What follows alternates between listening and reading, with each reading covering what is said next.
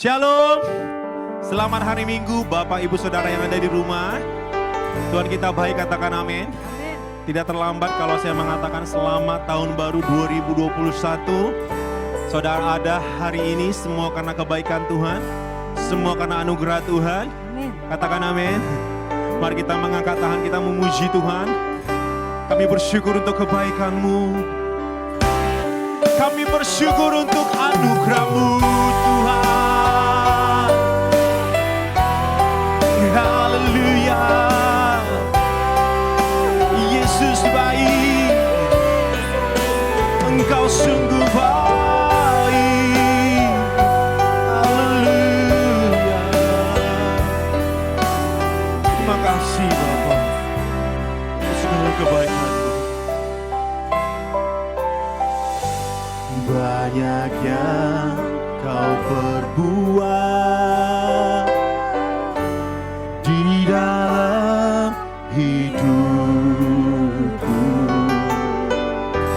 rancangan indahmu terjadi di hidupku. Bapa yang mengerti segala yang ku perlu, kasih-Mu sempurna nyata dalam hidupku. Ku bersyukur Bapa, ku bersyukur Tuhan buat kasih setia-Mu di dalam hidupku. Ku bersyukur, ku bersyukur Allah, ku bersyukur Tuhan buat kasih setia-Mu di dalam hidupku. Ku bersyukur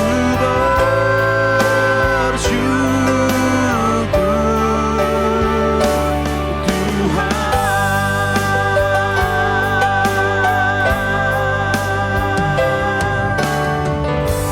Banyak yang Kau perbuat di dalam hidupku, rancangan indahmu terjadi di hidupku. Bapa, Engkau mengerti segala yang kami perlu. Kasih-Mu sempurna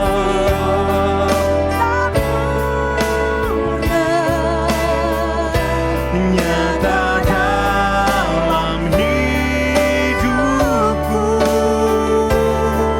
Ku bersyukur Bapa, ku bersyukur Tuhan buat kasih setia-Mu di dalam hidupku. Ku bersyukur,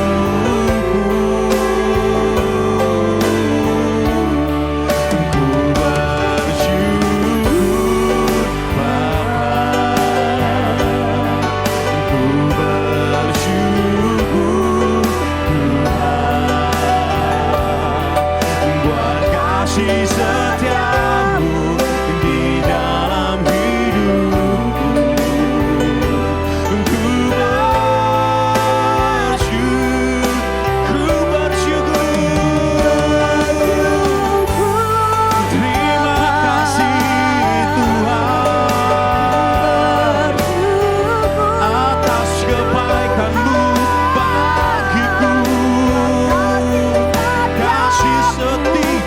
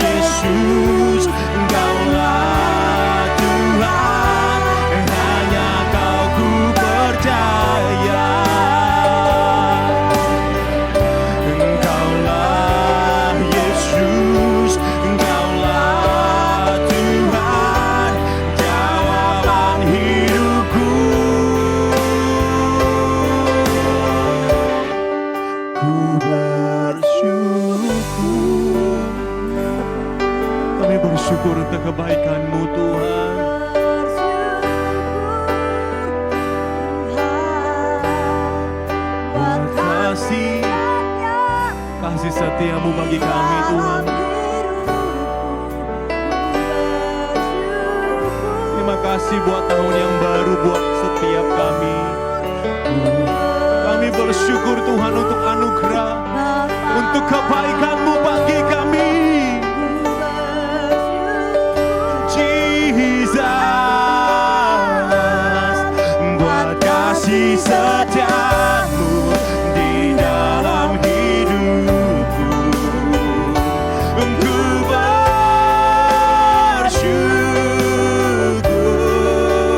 bersyukur Bapa. Ku bersyukur Tuhan buat kasih setia-Mu di dalam hidupku. Ku bersyukur. Haleluya. Ku bersyukur Bapa. Ku bersyukur Tuhan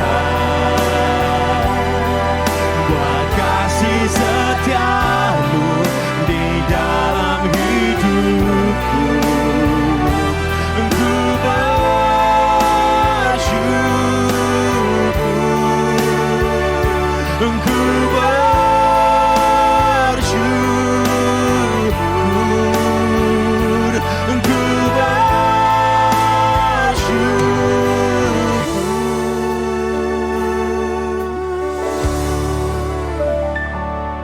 Ku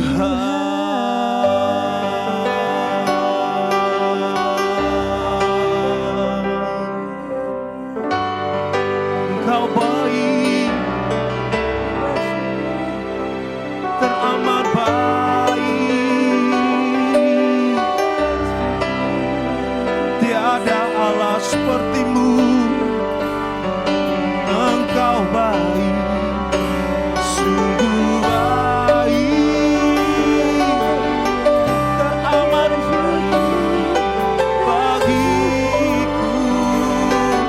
Kasih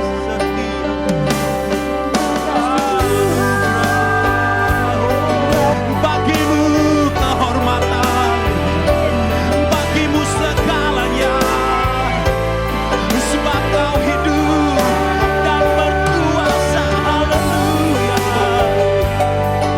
haleluya. Jesus,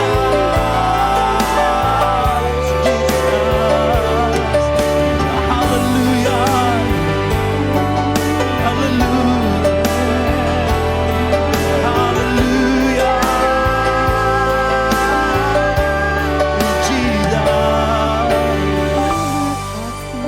terima kasih Bapa.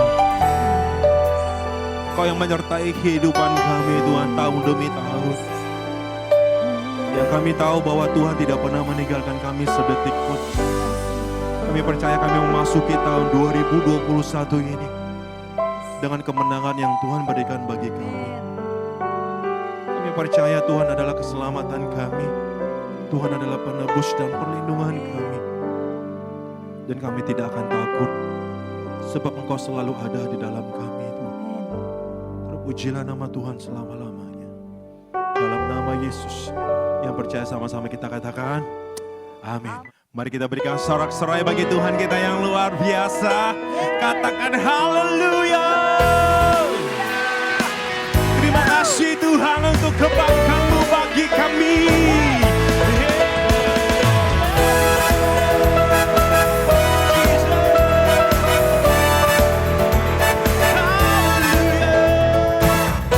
Kecaplah dan lihatlah betapa baiknya Tuhan itu.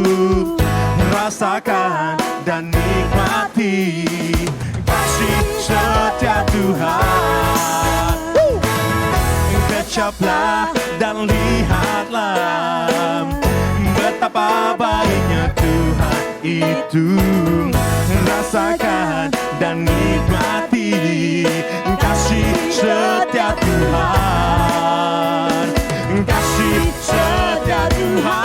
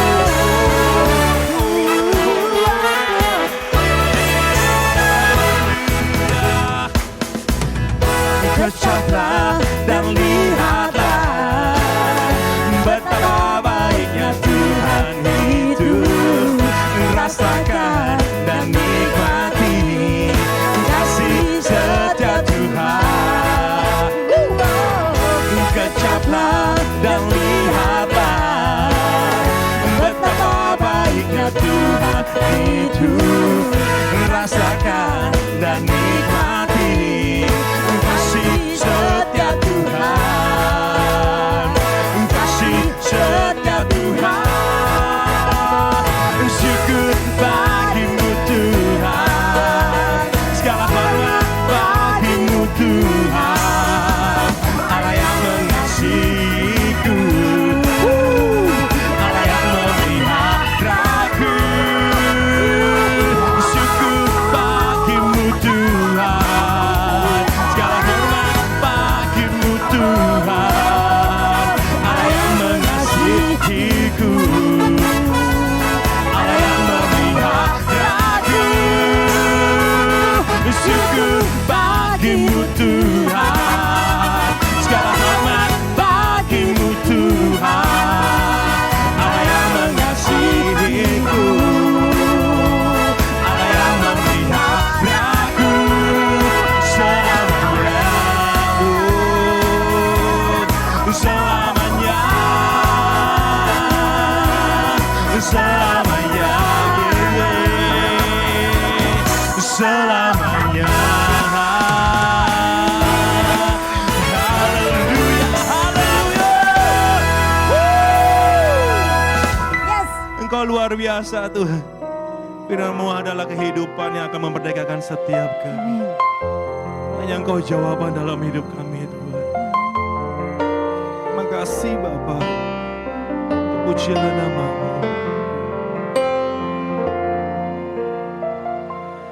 Hanya Kau yang menjadi tempat jawaban. Hanya Kau tempatku berharap.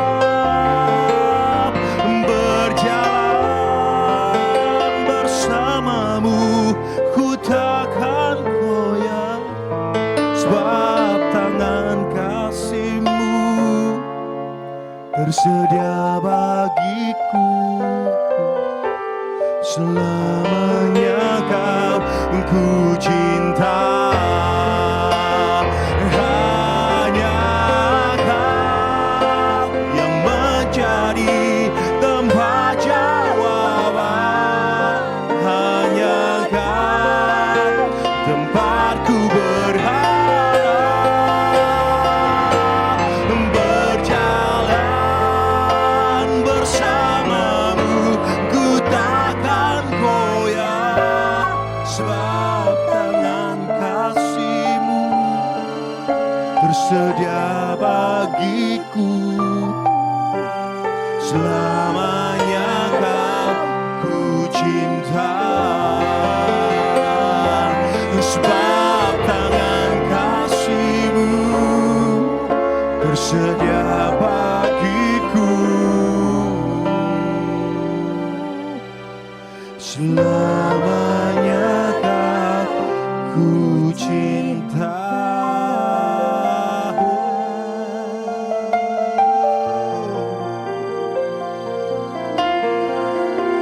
Ku cinta, ku cinta firman-Mu, firman-Mu ku cinta. Sabda-Mu, firman-Mu kehidupan, memerdekakan, menghidupkan, memberkati, menjadi nyata yang mustahil, yang mustahil menjadi mungkin. Haleluya. Sebab tiada yang mustahil bagimu atas firman-Mu. Terima kasih Tuhan. Kami siap menerima firman dalam nama Yesus. Haleluya. Sama-sama kita katakan amin. Bapa di surga, kami bersyukur untuk kebaikan dan anugerah-Mu dalam kehidupan kami. Kami saatnya waktunya mengizinkan Roh Kudus bicara secara khusus, biar melalui firman-Mu kami dapat kekuatan, melalui firman-Mu sudut pandang kami diubahkan, melalui firman-Mu ada terobosan yang baru terjadi dalam kehidupan kami. Sehingga di tahun baru ini kami menikmati anugerah yang baru, dan bahkan sepanjang perjalanan tahun ini menjadi tahun di mana kami boleh mendapatkan yang tidak pernah kami pikirkan, tidak pernah kami dengar, tidak pernah timbul dalam hati. Di dalam nama Yesus, setiap kita yang siap diberkati sama-sama katakan amin. Salam damai sejahtera buat kita semua. Suatu kehormatan boleh kembali dipercayakan untuk melayani GBI Sungai Yordan Taman Ratu. Saya berterima kasih kepada Bapak Pendeta Marsudi untuk kesempatan undangannya kami bisa kembali melayani GBI Taman Ratu. Baik, kalau kita semua senang dengan sebuah judul khotbah, judul khotbah saya dengan tema mengampuni tanpa batas. Mari kita lihat firman Tuhan dalam Matius 18 ayat 21 sampai 35. Kemudian datanglah Petrus dan berkata kepada Yesus, Tuhan, sampai berapa kali aku harus mengampuni saudaraku jika ia berbuat dosa terhadap aku? Sampai 7 kali? Yesus berkata kepadanya, bukan, aku berkata kepadamu bukan sampai 7 kali, melainkan sampai 70 kali 7 kali. Sebab hal kerajaan sorga seumpama seorang raja yang hendak mengadakan perhitungan dengan hamba-hambanya. Setelah ia mulai mengadakan perhitungan itu, dihadapkanlah kepadanya seorang yang berhutang 10.000 talenta. Tetapi karena orang itu tidak mau melunaskan hutangnya, raja itu memerintahkan supaya ia dijual beserta anak istrinya dan segala miliknya untuk pembayaran hutangnya. Maka sujudlah hamba itu dan menyembah dia, katanya, sabarlah dahulu, sebab hutangku akan kulunaskan. Lalu tergeraklah hati raja itu oleh belas kasihan akan hamba itu, sehingga ia membebaskannya dan menghapuskan hutangnya. Tetapi ketika hamba itu keluar, ia bertemu dengan seorang hamba lain yang berhutang 100 dinar kepadanya. Ia menangkap, mencekik kawannya itu, katanya, bayarlah hutangmu. Maka sujudlah kawannya itu dan memohon kepadanya, sabarlah dahulu, hutangku itu akan kulunaskan. Tetapi ia menolak dan menyerahkan kawannya ke dalam penjara sampai dilunaskan hutangnya. Melihat itu, kawan-kawan yang lain sangat sedih, lalu menyampaikan segala yang terjadi kepada tuan mereka. Raja itu menyuruh memanggil orang itu dan berkata kepadanya, hai hamba yang jahat, seluruh hutangmu telah kuhapuskan karena engkau memohon kepadaku. Bukankah engkau pun harus mengasihi kawanmu seperti aku telah mengasihi engkau? Maka marahlah tuannya itu dan menyerahkan kepada algojo-algojo sampai ia melunaskan seluruh hutangnya.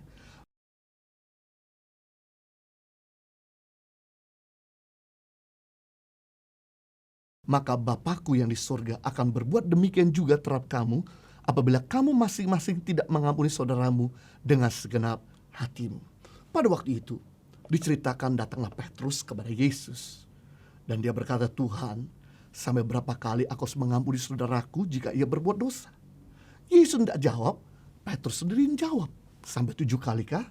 Yesus berkata, bukan. Aku berkata kepadamu bukan sampai 7 kali, melainkan 70 kali 7 kali. Wow, pada waktu itu para rabi mengajarkan bahwa orang-orang Yahudi harus mampu mengampuni barang siapa yang bersalah kepadanya sampai 3 kali. Dan itu sudah menjadi tradisi budaya Yahudi, mengampuni orang yang bersalah sampai 3 kali. Lalu Petrus datang kepada Yesus dan berusaha tampil murah hati. Dengan show off dan bangganya, aku sudah mengampuni sampai 7 kali loh Tuhan. 7 merupakan angka yang sempurna. Petrus mau menunjukkan bahwa dia lebih sempurna dari orang-orang Yahudi lainnya. Tetapi Yesus berkata kepada Petrus, bukan. Aku berkata kepadamu bukan sampai 7 kali, melainkan sampai 70 kali 7, 490 kali. Yang berarti kita tidak boleh mengingat-ingat berapa banyak kali kita mengampuni orang. Jangan hitung-hitung ketika kita mengampuni orang. Kita harus selalu mengampuni orang yang sungguh-sungguh mau bertobat. Tidak peduli berapa kali mereka meminta kepada kita. Sikap ini dijelaskan dengan sebuah perumpamaan kerajaan sorga, di mana ada seorang hamba yang berhutang 10.000 talenta kepada seorang raja. Dan hamba ini tidak mampu melunaskan hutangnya. Raja itu memerintahkan supaya ia dijual beserta istri dan anaknya dan segala miliknya untuk membayar semua utang-utangnya. Maka sujudlah hamba itu menyembah dia, katanya, sabarlah dahulu, segala hutangku akan kulunaskan. Lalu tergeraklah hati raja itu oleh belas kasihan akan hamba itu, sehingga ia membebaskan dan menghapuskan hutang-hutangnya. Tetapi ketika hamba itu baru saja keluar, Ia bertemu dengan temannya yang berhutang cuma 100 dinar. Ia menangkap, mencekik kawannya itu, katanya, bayarlah hutangmu. Maka sujudlah kawannya itu dan memohon belas kasihan, sabarlah dahulu.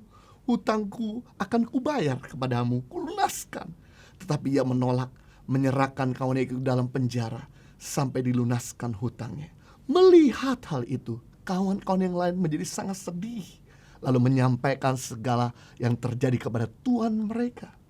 Di mana diceritakan ada seorang hamba yang berhutang kepada raja 10.000 talenta. Sedangkan temannya berhutang cuma 100 dinar.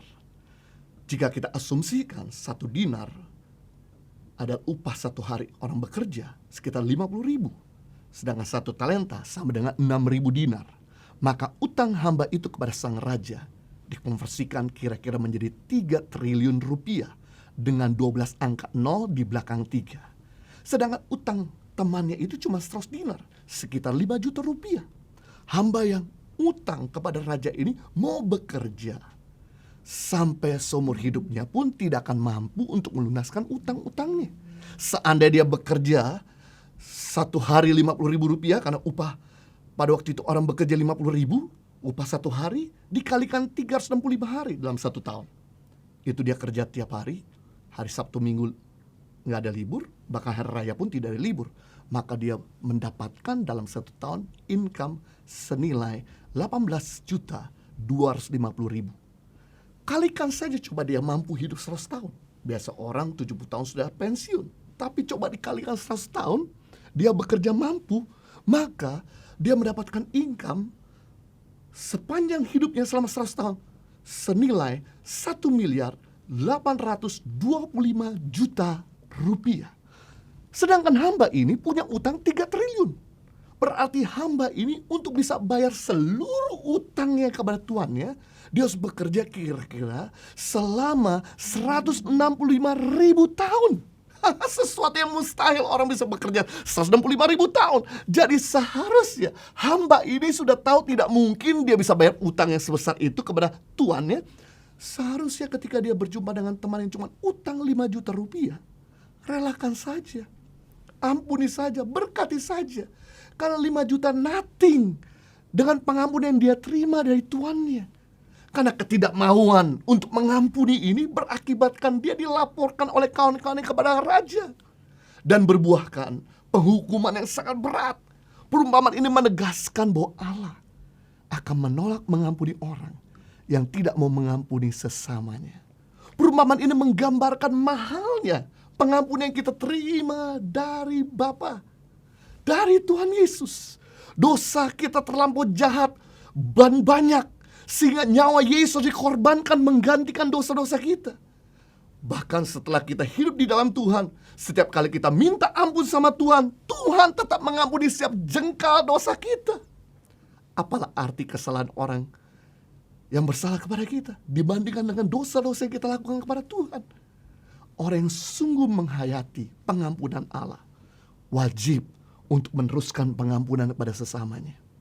Karena kita sudah menerima kasih seluas lautan, bagikan kasih juga seluas lautan. Jangan sampai kita sudah menerima pengampunan seluas lautan, kita memberikan pengampunan secangkir gelas kepada orang di sebelah. Tidak adil sama sekali. Kita belajar di sini apa yang terjadi kalau kita tidak mau mengampuni orang bersalah kepada kita. Yang pertama, maka kita pun tidak akan diampuni oleh Bapa di surga. Itu sebabnya khotbah Yesus terbanyak. Salah satunya adalah mengampuni. Ada 3 khotbah Yesus terbanyak, ada 3 topik khotbah Yesus terbanyak. Yang pertama, berbicara soal kerajaan Allah. Yang kedua, bicara soal pengampunan. Yang ketiga, berbicara soal keuangan. Kalau topik pengampunan sampai Yesus diurang berkali-kali, dikhotbahkan, diajarkan, bahkan diperagakan oleh Yesus berkali-kali. Berarti topik pengampunan sesuatu yang sangat penting untuk kita lakukan. Bahkan Yesus juga mengajarkan dalam doa Bapa kami kepada murid-murid. Dalam Matius pasal 6 ayat 12. Dan ampunilah kami akan kesalahan kami, seperti kami juga mengampuni orang yang bersalah kepada kami. Di ayat 14, lanjutkan dan 15 dalam Matius pasal 6. Yesus berkata, karena jikalau kamu mengampuni kesalahan orang, Bapakmu yang di sorga akan mengampuni kamu juga. Tapi jikalau kamu tidak mengampuni orang, Bapakmu juga tidak akan mengampuni kesalahanmu. Jadi kita bisa melihat kata mengampuni di sini dalam bahasa aslinya to release, melepas. Kata tidak mengampuni artinya to hold, menahan.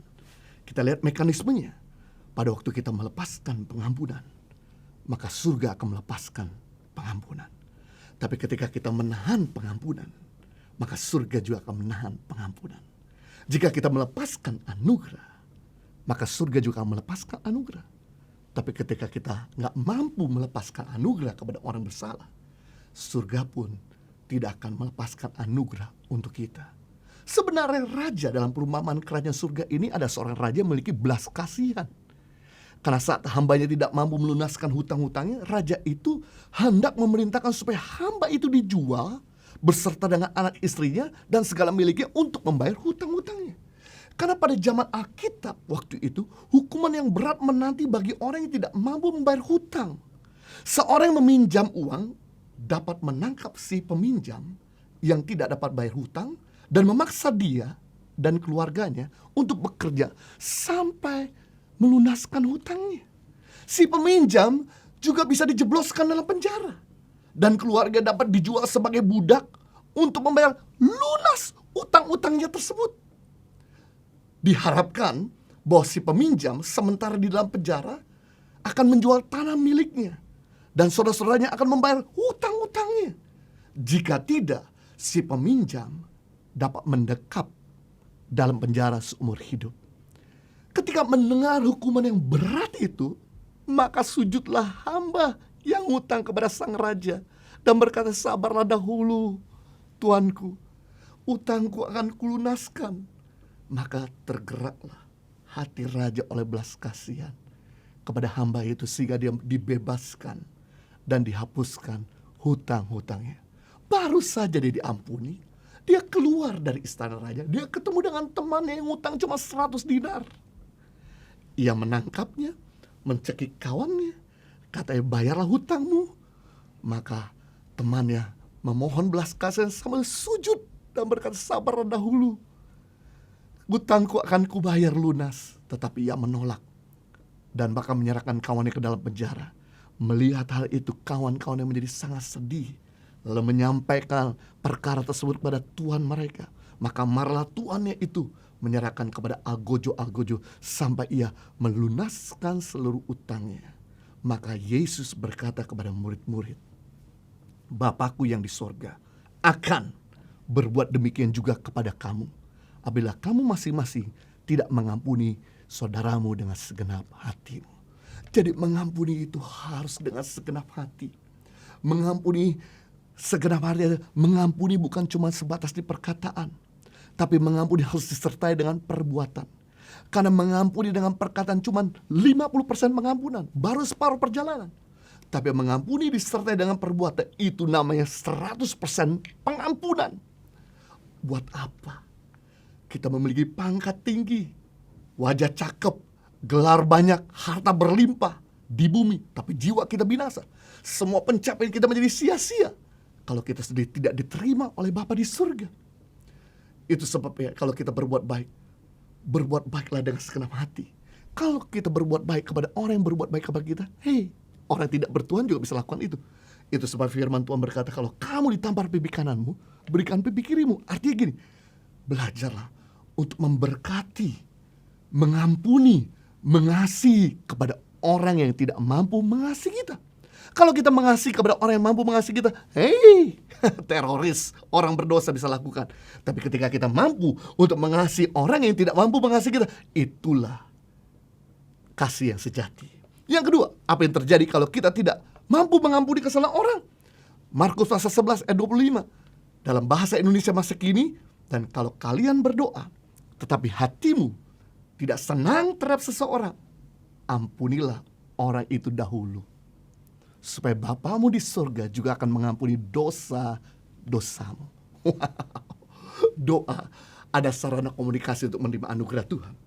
Tapi kalau Anda berdoa kepada Tuhan, masih ada ganjalan kepada orang lain, masih ada rasa tidak senang sama orang lain, maka yang terjadi, doamu akan buntu, doamu akan tersumbat.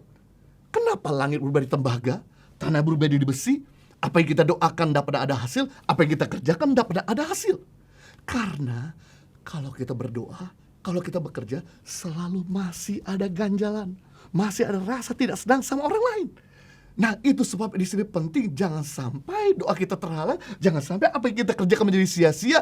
Pastikan firman Tuhan hari ini mengajarkan, ampuni dulu orang yang bersalah kepadamu sebelum kau bekerja.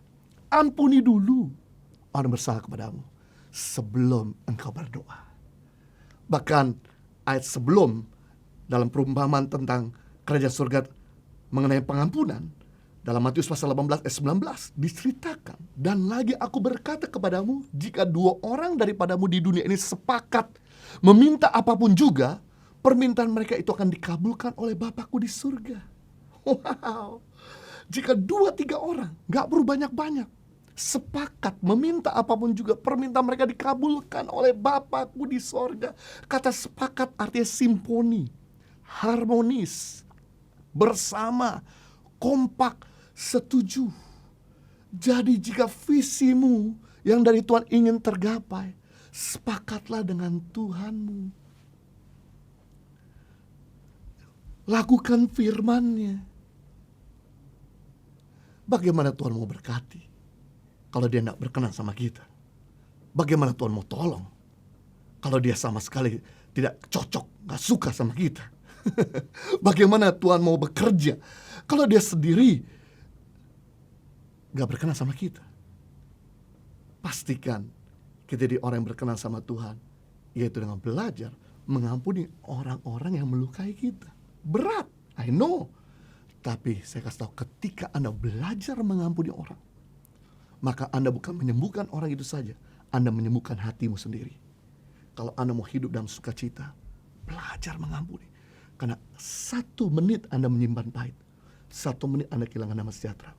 1 tahun Anda menyimpan dengki, 1 tahun Anda kehilangan damai sejahtera. 10 tahun Anda menyimpan pahit, kebencian, kedengkian, maka 10 tahun Anda kehilangan sukacita. Penting di sini untuk kita mendapatkan sukacita dalam hari-hari yang sekarang kita jalani. Karena kondisi seperti ini ada kondisi yang tidak mudah. Caranya untuk kita bisa memiliki hati yang penuh dengan sukacita, belajarlah untuk melepaskan kasih. Jika doa keluargamu ingin dijawab, sepakatlah dengan pasanganmu, dengan anak-anakmu. Karena ketika kita melukai mereka, maka doa kita terhalang. Jika target perusahaanmu ingin tercapai, sepakatlah dengan pemimpinmu, dengan karyawanmu, dengan rekan sekerjamu.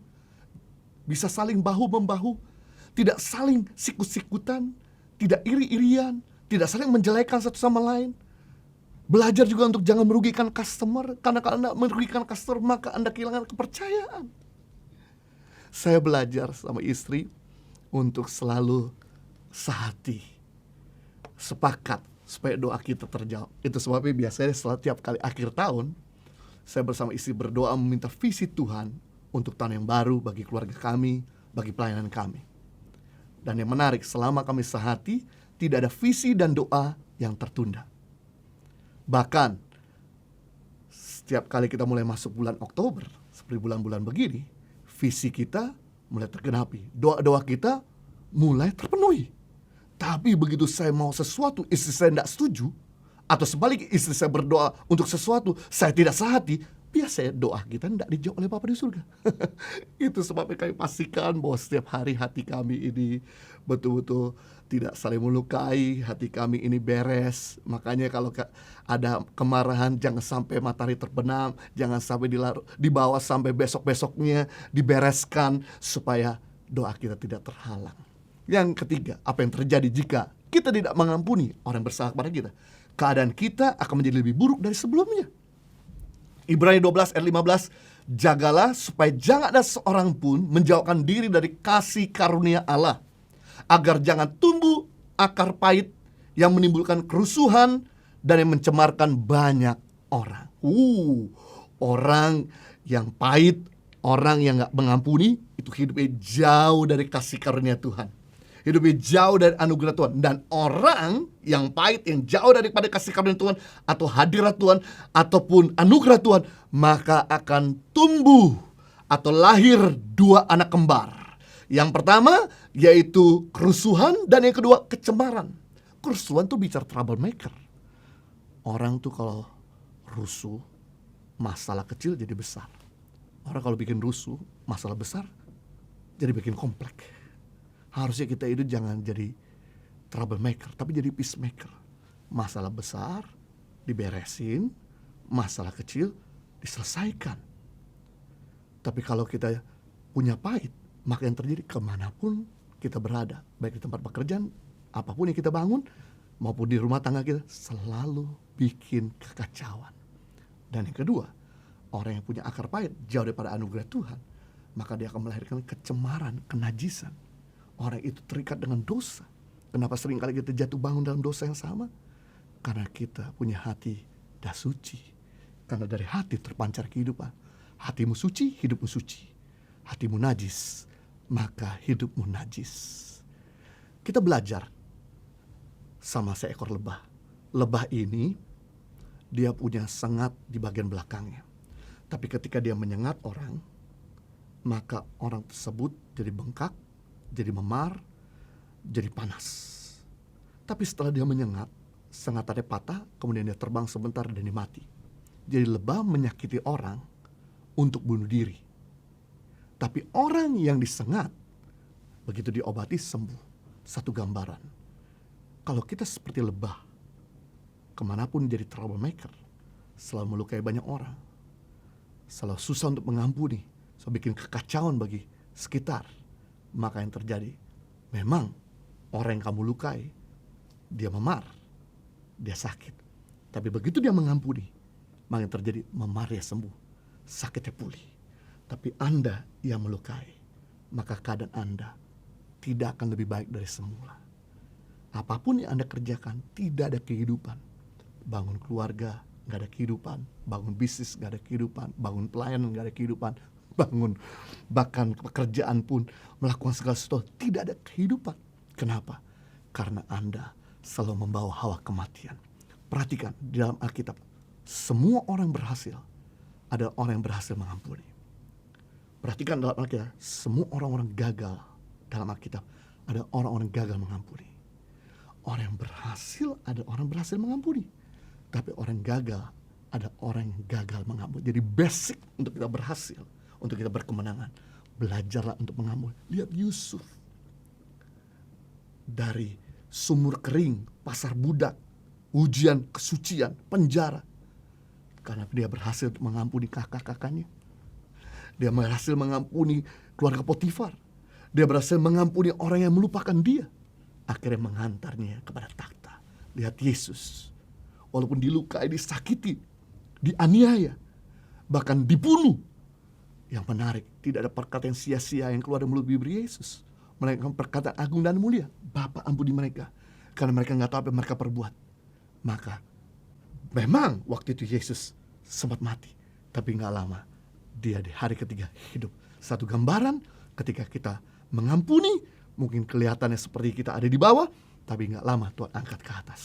Memang kelihatannya sepertinya tidak ada jalan, tapi sebentar lagi Tuhan akan bikin jalan yang baru. Yang percaya katakan amin. Jadi kita belajar di sini, apa yang terjadi kalau kita gak mengampuni. Yang pertama, maka kita pun tidak akan diampuni. Yang kedua, doa kita tidak didengar oleh Tuhan. Dan yang ketiga, keadaan kita akan menjadi lebih buruk dari sebelumnya. Pastikan kita mengampuni. Mari kita berdoa. Bapa di surga, terima kasih untuk firman-Mu yang telah menginspirasi dan menolong kami. Sehingga hari ini kami belajar bahwa kami telah menerima pengampunan yang penuh, yang besar, yang total dari Engkau. Maka kami juga punya kemampuan untuk mengampuni orang bersalah kepada kami. Saya mau tantang buat setiap saudara di tempat ini, di mana masih ada ganjalan, masih ada kekecewaan sama orang lain. Mari ikutin doa saya. Katakan, Tuhan Yesus, aku datang kembali kepadamu. Saat ini mengambil keputusan untuk mengampuni. Sebutkan nama orang yang di mana engkau terluka. Katakan, Bapa, Aku mengambil keputusan untuk mengasihi. Sebutkan nama orang di mana engkau terluka. Katakan, Tuhan, aku memberkati. Sebutkan nama orang di mana engkau terluka, di mana engkau kecewa. Di dalam nama Yesus. Bagianku sudah kami lakukan, yaitu mengampuni. Sekarang bagianmu Tuhan menyembuhkan, mengobati, memulihkan hati kami menjadi hati yang baru. Sehingga keadaan kami boleh menjadi lebih baik. Berjalan from glory to glory, success to success, victory to victorious. Demi nama Yesus. Haleluya. Amin. Mari kita akhiri ibadah kita Bapak Saudara. Mari kita berikan tepuk tangan kemuliaan bagi Tuhan kita yang luar biasa. Berikan sorak-sorai katakan haleluya, haleluya. Terpujilah Tuhan. Bagi Dia segala pujian, hormat serta syukur kekal selamanya. Bagi Dia segala pujian, hormat serta syukur selama-lamanya. Bagi Dia segala pujian, hormat serta syukur kekal selamanya. Bagi Dia segala pujian, hormat serta syukur selama-lamanya. Selama-lamanya.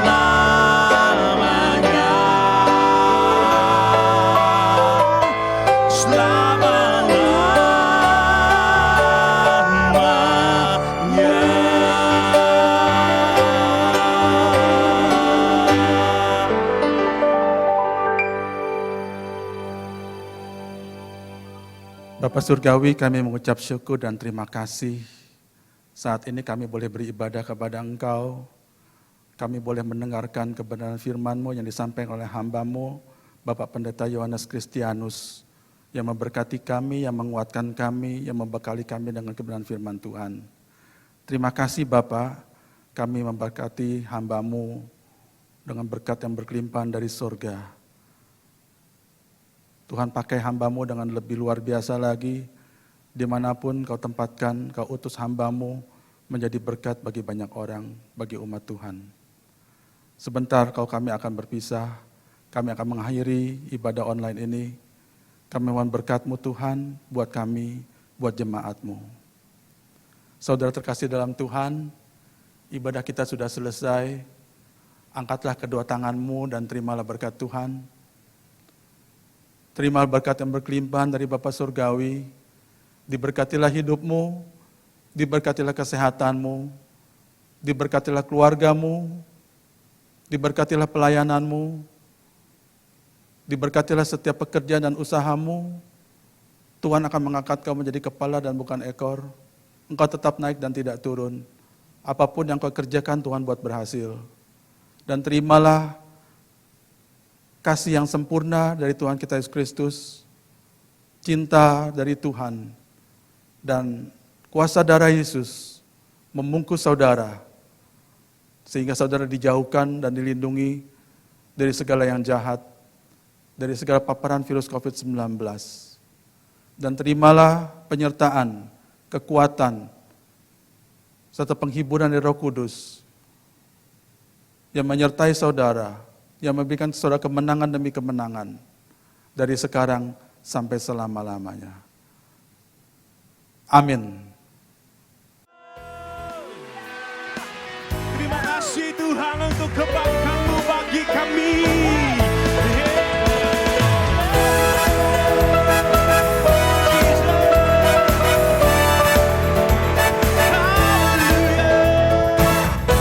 Kecaplah dan lihatlah betapa baiknya Tuhan itu.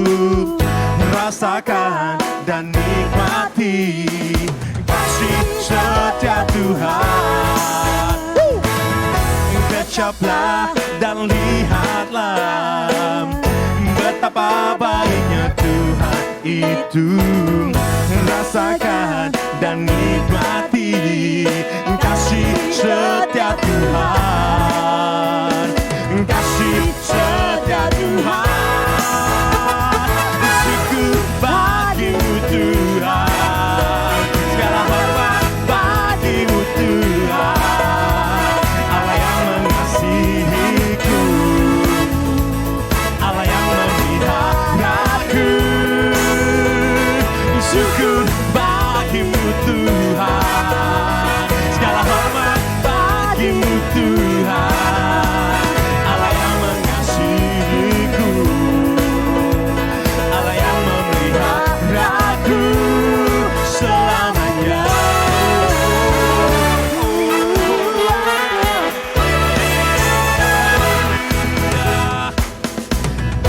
Kecaplah dan lihatlah betapa baiknya Tuhan itu.